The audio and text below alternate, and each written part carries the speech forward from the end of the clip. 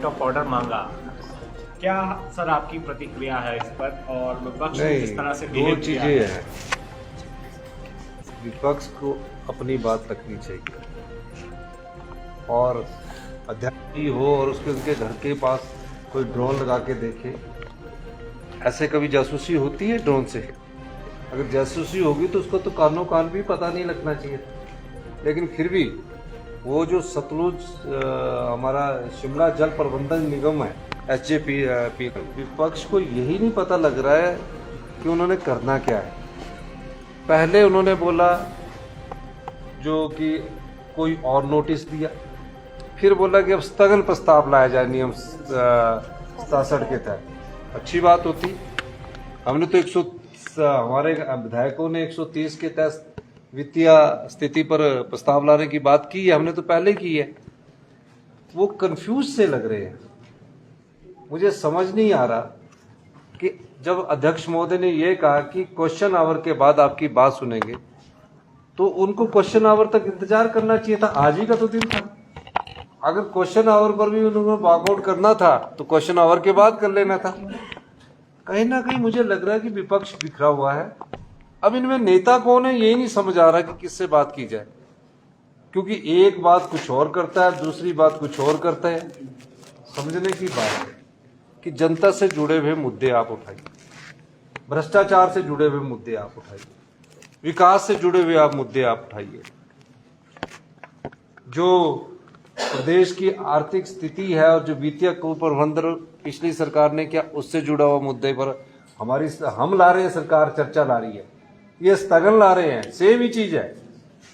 लेकिन उस पर भी भाग नहीं ले रहे और वॉकआउट करके आ रहे। चलिए आपने वॉकआउट क्वेश्चन आवर कर दिया, अच्छी बात थी, जो कि रिकॉर्डेड नहीं है क्योंकि अध्यक्ष महोदय ने व्यवस्था दे दी है। लेकिन 12 बजे ही आ जाते।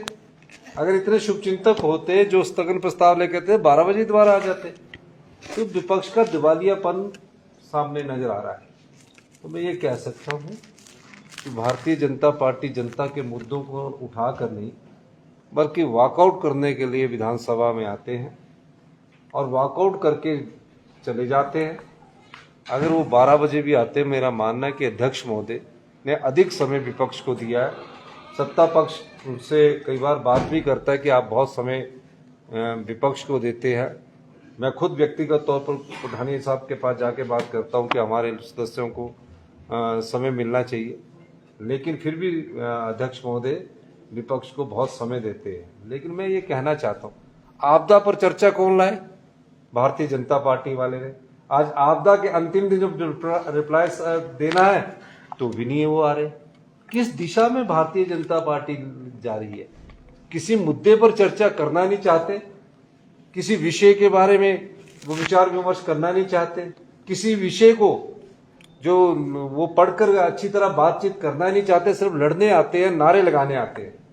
ये उनका रवैया अच्छा नहीं है। उन्हें अपने विषय को उठाना चाहिए और हम उनका सब बातों का सवाल देने के लिए अविश्वास प्रस्ताव भी दिया है, अविश्वास प्रस्ताव दिया है स्पीकर के खिलाफ। अविश्वास प्रस्ताव दिया था तो अंदर आना था ना। स्थगन प्रस्ताव नियम 67 के अंदर आना था। वो तो व्यवस्था दे दी स्पीकर ने, वो तो व्यवस्था दे दी। जब अंदर ही नहीं आओगे तो कोई प्रतिपक्ष के कमरे में जाके तो नहीं बोलेगा कि आपका प्रस्ताव है जो स्वीकार कर लिया।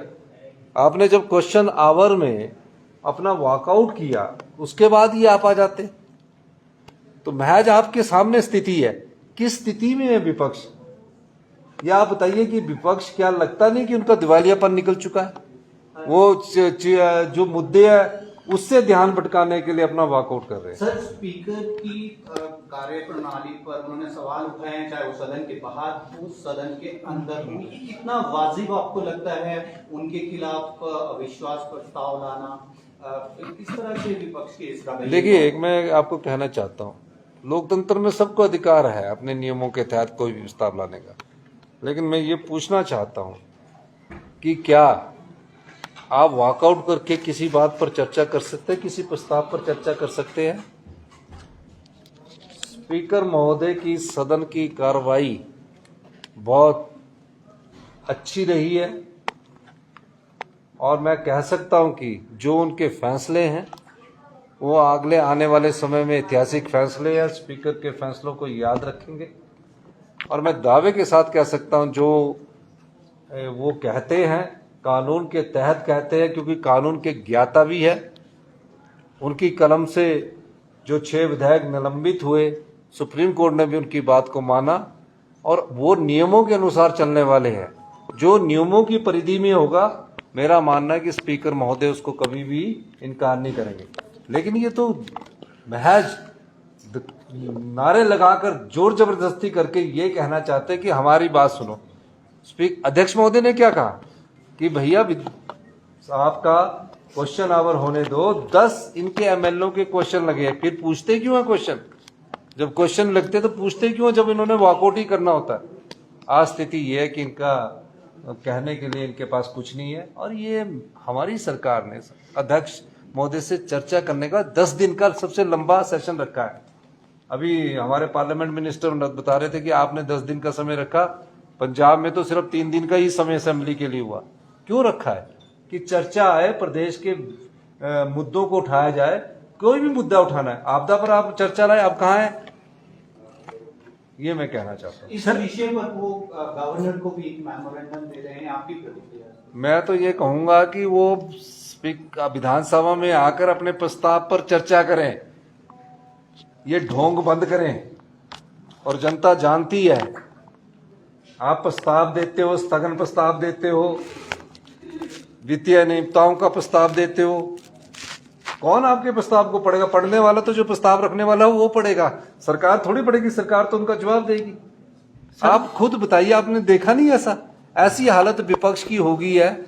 मुझे लगता है कि जो एमएलए हैं वो आपस में बटे हुए लग रहे हैं। सर, बार बार विपक्ष के नेता कह रहे हैं कि आर्थिक संकट है, मुख्यमंत्री देखिए आर्थिक संकट से कर्मचारियों को आर्थिक संकट से हम ऊपर उभर रहे हैं। अब हमें फिस्कल प्रूडेंस और फिस्कल डिसिप्लिन करना है। पिछले वर्ष जब आर्थिक संकट था, हमने 2200 करोड़ रुपए का रेवेन्यू कमाया। हमने ठेकों की नीलामी से एक साल में 485 करोड़ रुपया कमाया। बीजेपी ने 4 साल में, पूरे 5 साल में 600 करोड़ रुपया कमाया। तो आप बताइए, एक साल में 450 करोड़ कमाया। हमने बैट बढ़ाकर पैसा कमाया और भी कई रिफॉर्म्स करके हमने पैसा कमाया और 2200 करोड़ रुपए की हमने राजस्व हमने एकत्रित किया। और आज उस अर्थव्यवस्था में 20% का सुधार हुआ। अब धीरे धीरे ये अर्थव्यवस्था हमारी पटड़ी पर आई। अब इसमें थोड़ा फिस्कल डिसिप्लिन की जरूरत है। जब इकोनॉमिक क्राइसिस से ऊपर उठते हैं तो हमें फिस्कल प्रूडेंस और फिस्कल डिसिप्लिन के माध्यम से चलना पड़ता है। हम उस पर चलेंगे और हम जो भी हमारे सरकारी कर्मचारी है, अधिकारी है, समाज के जितने भी वर्ग है, किसान है, बागवान है, महिलाएं हैं, हम सभी के पास अपनी सरकार की विकास की रोशनी को पहुंचाना चाहते हैं। और हम ये भी चाहते हैं कि आप आत्मनिर्भर हिमाचल के लिए हमारा सहयोग दीजिए। हमारी सरकार उस दिशा में बढ़ रही है। और जो हम सैलरी और पेंशन पर एक साल में, मैं आपको बताना चाहता हूँ, एक साल में 25,000 करोड़ रुपया खर्च करते हैं। 1200 करोड़ रुपया हर महीने हम सैलरी का देते हैं और 800 करोड़ रुपया हम हर महीने पेंशन का देते हैं। विभाग के, कारपोरेशंस नहीं, बोर्ड नहीं, ये सिर्फ विभाग के। तो 2400 करोड़, और जब हम और बढ़ जाता है तो 2500 करोड़ के करीब हम सैलरीज पर और पेंशन पर खर्च करते हैं। फिर उसके बाद जो हमने लोन लिया होता है उसके प्रिंसिपल अमाउंट पर खर्च करते हैं, फिर उसके इंटरेस्ट पर खर्च करते हैं। तो अगर प्रदेश की अर्थव्यवस्था पटड़ी पर लौट रही है तो उसमें थोड़ा और डिसिप्लिन की जरूरत है। 6-7 महीने में अगर हम ये डिसिप्लिन लगाएंगे तो अगले साल तक हमारी अर्थव्यवस्था पूरी तरह मजबूती से, तेजी से दौड़ेगी और 2027 में हम आत्मनिर्भर बनेंगे। सर, पेरिस पे चल रही पैरा ओलंपिक्स में हिमाचल प्रदेश के निशात कुमार सरकार की तरफ से पैरा ओलंपिक्स में जो हमारा रजत पदक विजेता है उसको सरकार की नीति के अनुसार, जो मैंने बजट में इस बार घोषणा की है, उसके अनुसार उनको इनाम राशि मिलेगी, क्योंकि पैरालंपिक्स में जो लोग जाते हैं वो किस प्रकार मेहनत करके जाते हैं, किस दृढ़ इच्छा शक्ति से जाते हैं। और मैं निषाद जी को भी बहुत बहुत शुभकामनाएं देना चाहूँगा कि आपने हिमाचल का और देश का नाम रोशन किया।